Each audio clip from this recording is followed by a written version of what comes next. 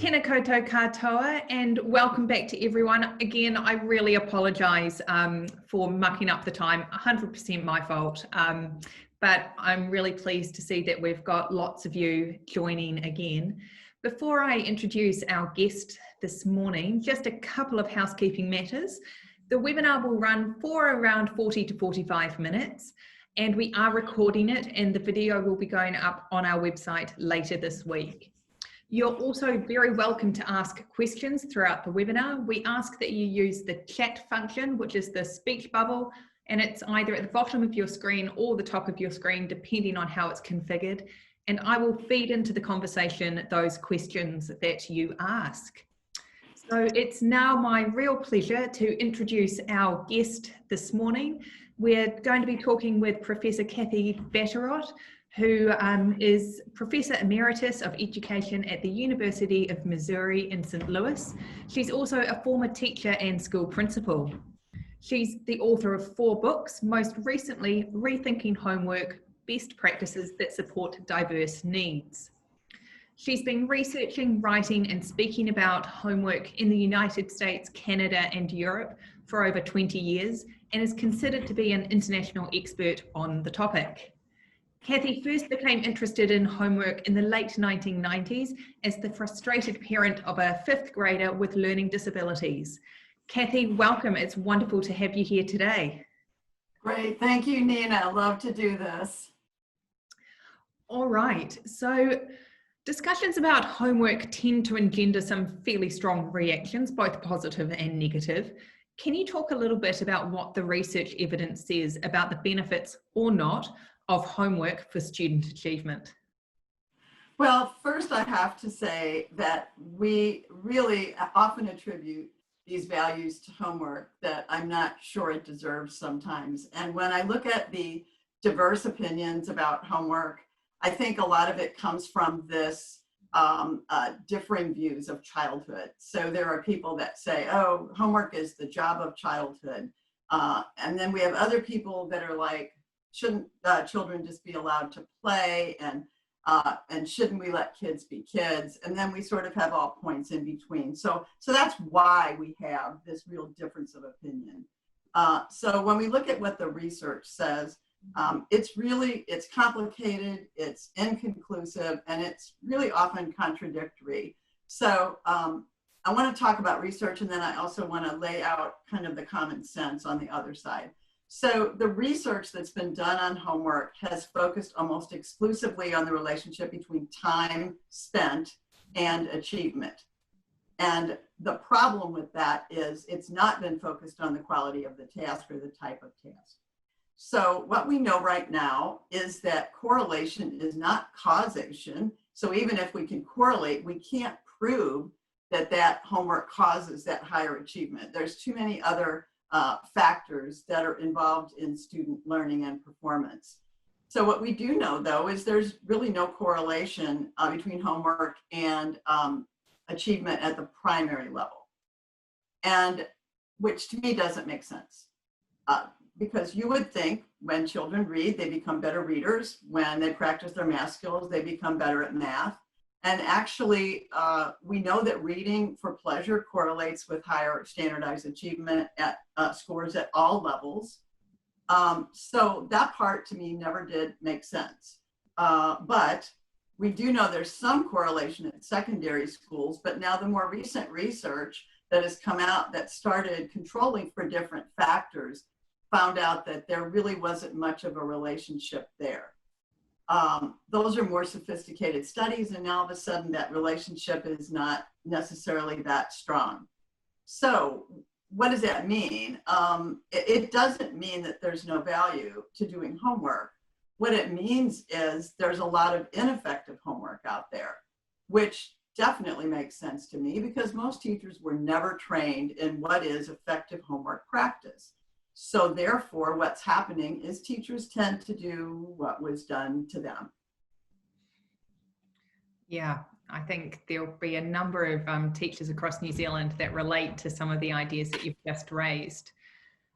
We know that people love to throw around numbers about how long children of different ages should be spending on homework. is there any evidence to back up the amount of homework children at different levels of schooling should be doing?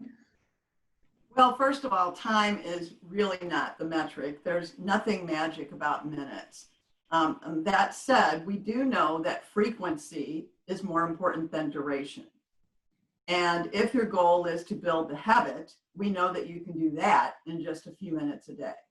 So one of my favorite responses from a first grade teacher was, she said, you know, I just want children to get the homework home and get it back without dinner being on it. So this is what she thought was an appropriate thing to build a habit.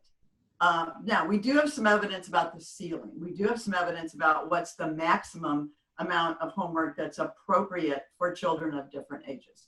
And that is what's called the 10-minute rule.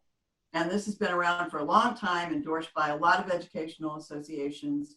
And what it really says is the maximum amount of homework students should be doing would be 10 minutes per grade level per night, all subjects combined. So that would mean a year 2 student, 20 minutes, all subjects combined, a year 5 student, 50 minutes, all subject combined. That is consistent with secondary research.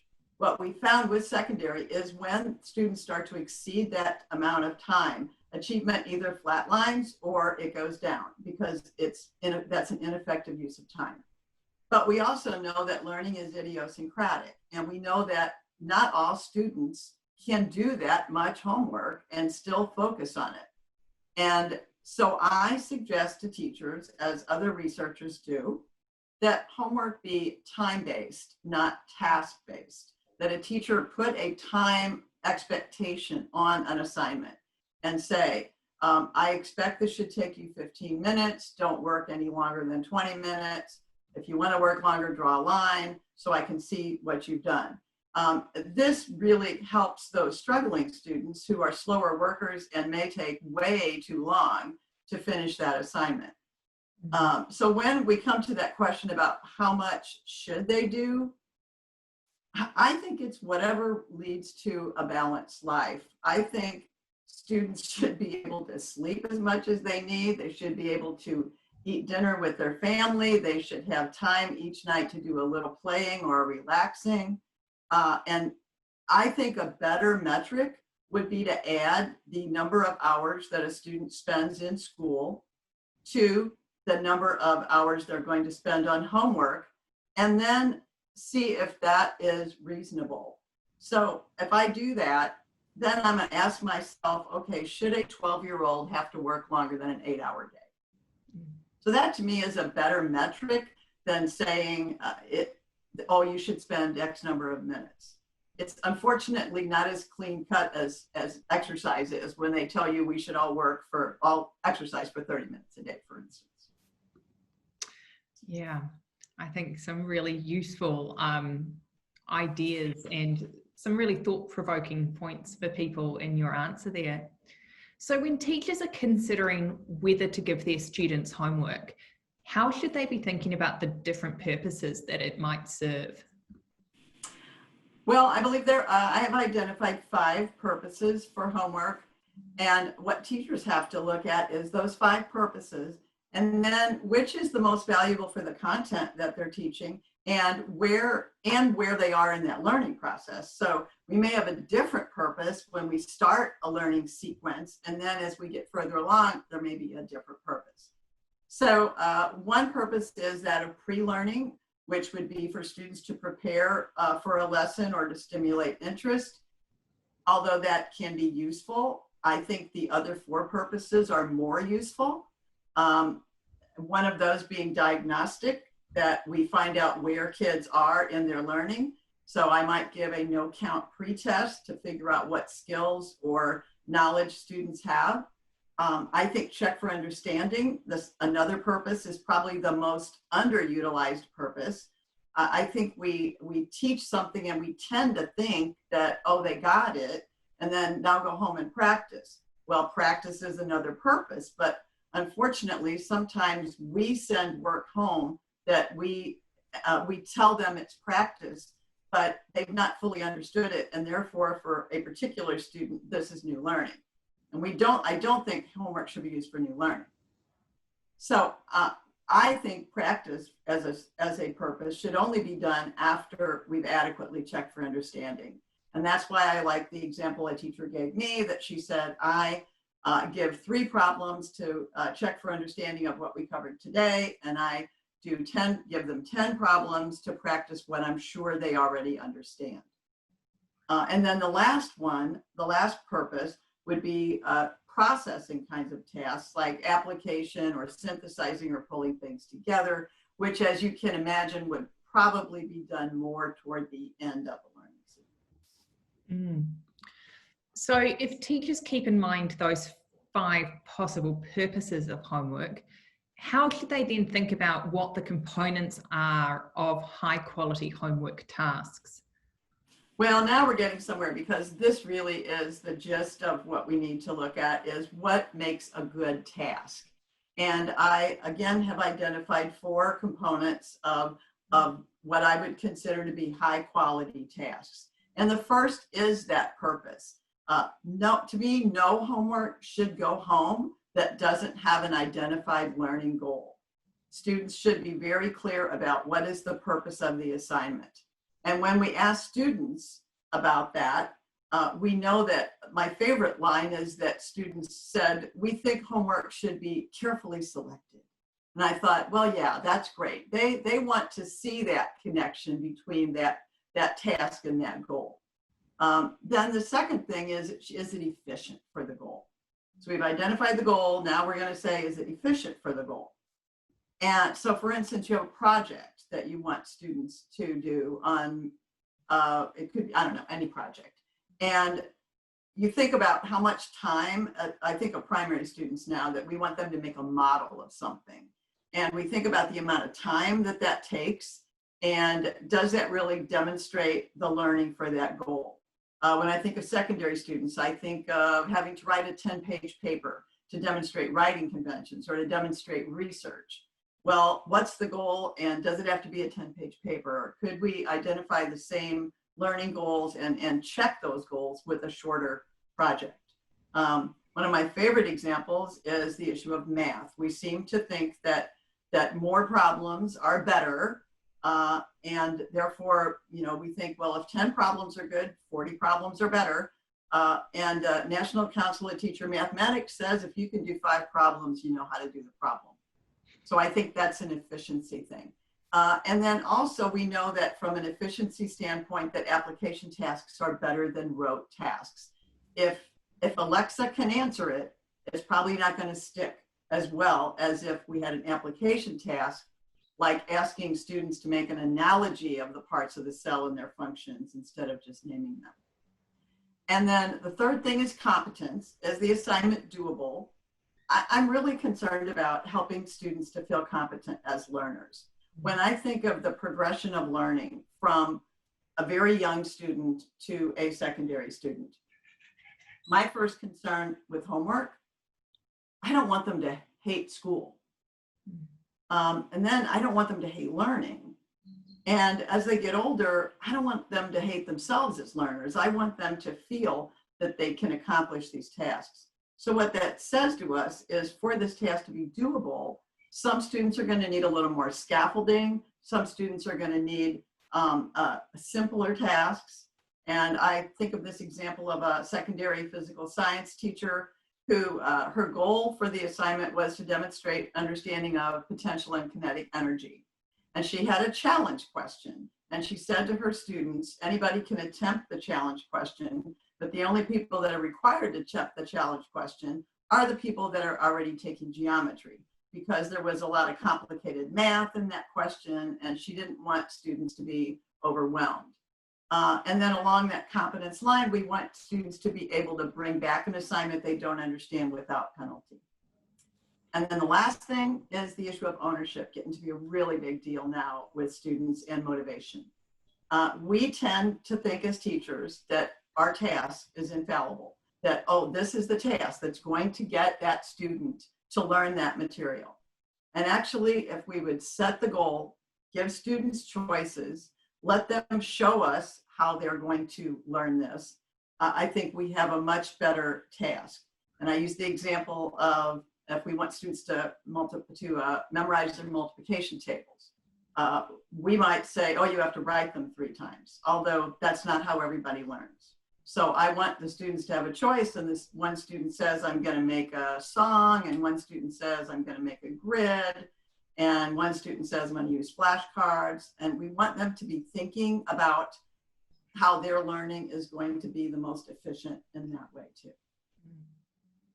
Thank you. And I just remind everyone watching today that feel free to write in any questions, and I will feed those into Cathy. Cathy, just one thing that came up for me when I was listening to you talk about how to design effective homework tasks, there was something around when you were talking about the competence part of it and making sure, is it doable?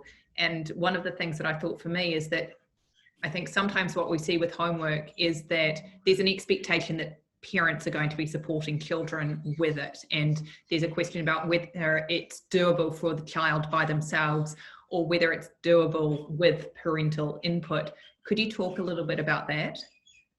Yeah, that if homework that cannot be done without help is not good homework.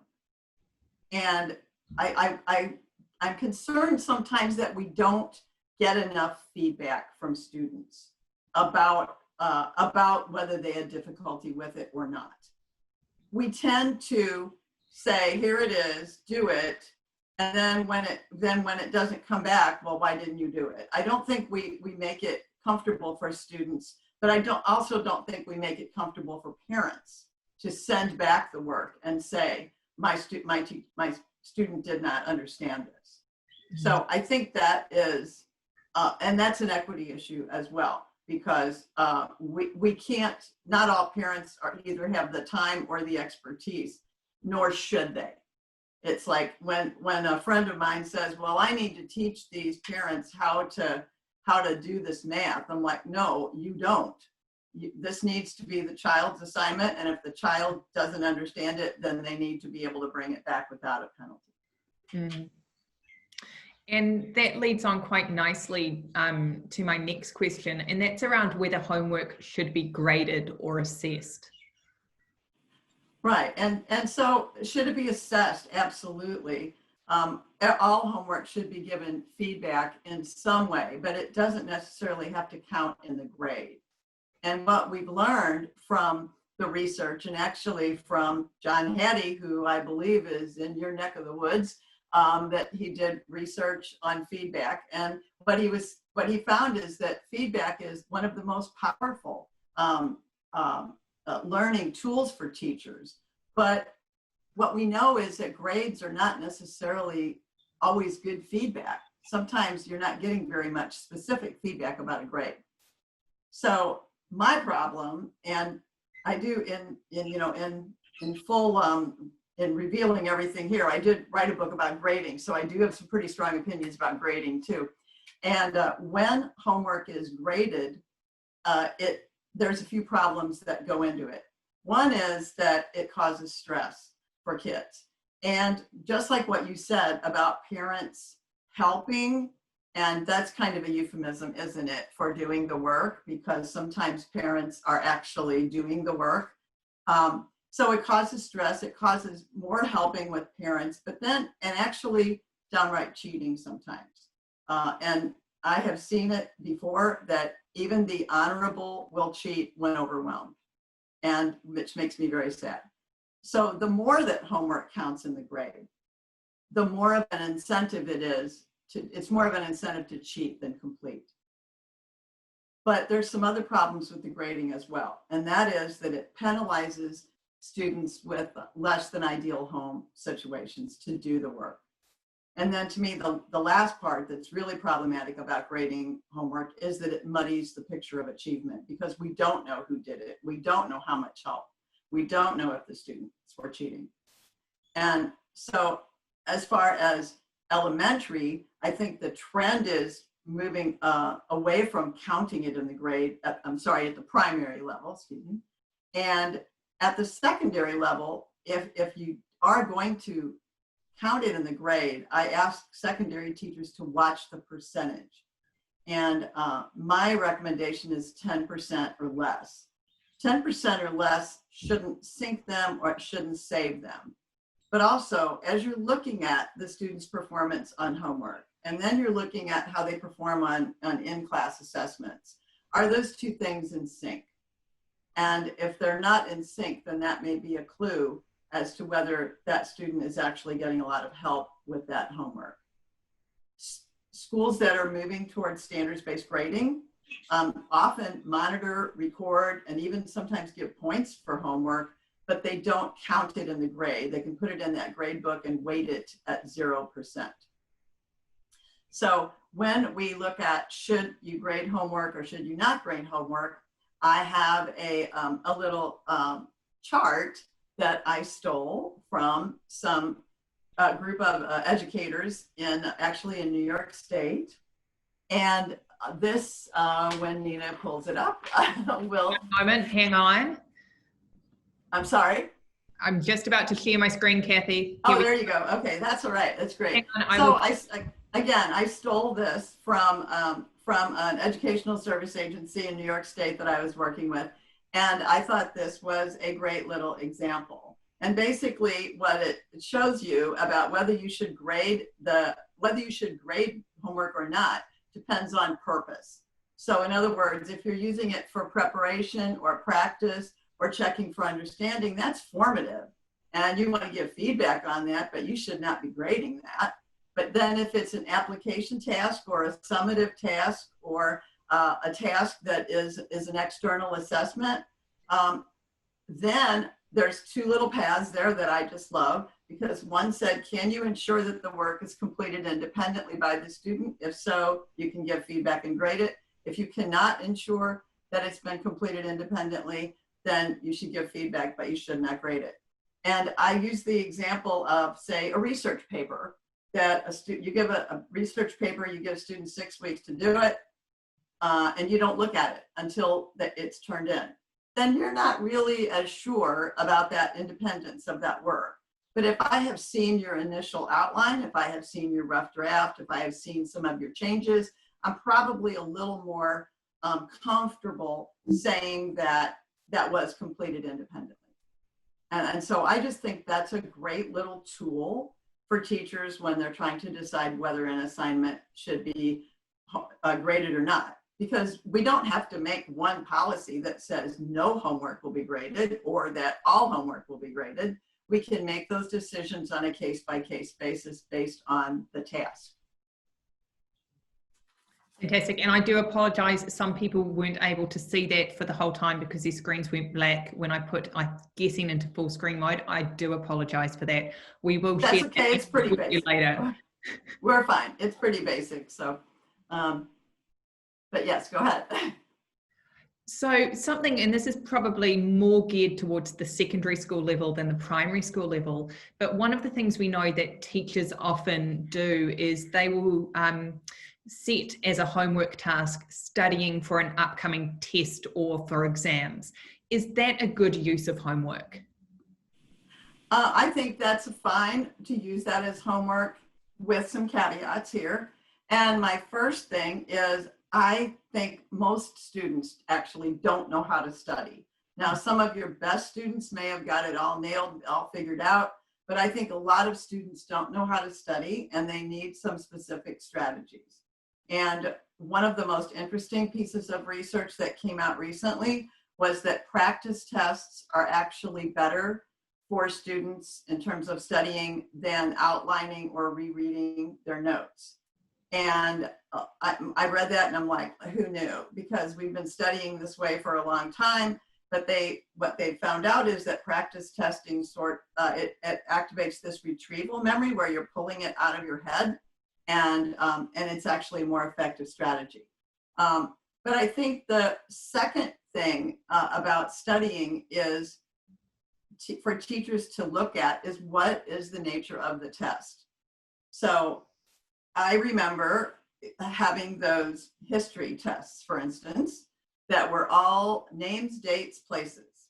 And those were so stressful because they were rote memory. And wow, you had to make sure you could memorize and then spit all that back out. And that becomes a way more stressful studying situation because it's rote memory. If I know that you're evaluating my understanding of something and I feel like I understand photosynthesis, then all of a sudden that's not as stressful of an assignment. But also when we look at those kinds of testing, we really want to be moving away from that rote sort of testing, and we do want to be moving more towards application or understanding, because that's what's going to prepare them the best for future learning. So I think students should know the structure of the exam, which concepts are going to be covered, what form is the exam going to take, multiple choice, essay. We study differently for different things. But the other thing is, for goodness sake, if you are going to ask students to study for a test, don't give them additional homework. That's enough. Studying is enough. But also, I would encourage teachers to spend time having students do what I would call a postmortem on their strategies. So looking at, okay, how did that work for me? What did I need to do differently? And I think that makes that a more efficient strategy for students. Mm. And what about asking students to finish projects or essays or tasks that they've been doing in the classroom for homework? Sometimes. So I think, first of all, I think we have to think carefully about the issue of equity. So what are the working conditions in the home? Are there materials that need to be purchased for them to complete that assignment at home? Do they have access to internet? And do they have, access to internet all the time? I think of these families that you say, oh yes, they have access to internet, but there's 5 people using one computer. So I do think we need to look very carefully about equity if we do that. And then I have some caveats here that from my experience as a teacher and as a principal, is that to me, it should not be a consequence for not working in class. And I have teachers that will say, well, the student said, oh, that's okay, I'll just do it when I get home, which sometimes means somebody else is going to do it when they get home. And so I don't think we give students that choice to not work in class. I think that's one thing. And then if you've got consistently slow workers that are always taking work home when no one else is, then I think they either need a shorter assignment, or they need more scaffolding, or they need better strategies. And then the last thing to me is that they should be far enough along in that process that you're confident they can finish it without help. I was always amazed when I thought my college students were far along enough in a project to be able to finish it at home. And then I discovered that I'm getting all these panicky emails because they're not far enough along. So I think all of those things are things we want to think about before we send incomplete work home to students. Mm. And should schools have a school-wide policy about homework? I think there needs to be some guidelines, yes. And again, as a former administrator, here's our dilemma if you're an administrator, is we want to balance, we want to have some sort of consistency across teachers, but we also know that it's important for teachers to have some freedom in the way that they want to run their classroom. And so that part is the delicate part that we look at, how stringent do we want those guidelines to be. But I do think we need guidelines to minimize the intrusion of homework into family life. And what I'm thinking, the 2 things that pop into my head most appropriately are no weekend homework and no holiday homework. And then I think we need some procedural guidelines for parents. I think we need to clarify that parental role that we talked about before, that parents are not expected to teach content that their student doesn't understand. I think parents need some guidelines on how to talk to the teacher if they feel the work is excessive. And then I think also another piece of a policy to me is that there is some support program available to students who cannot work at home or are not able to work at home. And that may be time during the school day. it may be after school time, but I think that's another part of that. So, and when we look at policies, we look at what are some broad guidelines that we're seeing a lot of in primary. We are seeing schools that are eliminating homework completely, but most of those schools, when you read between the lines, they are saying just read. They are saying let's have our students read, preferably at certain minutes a night or whatever. So that's pretty common that primary schools will just limit homework to reading.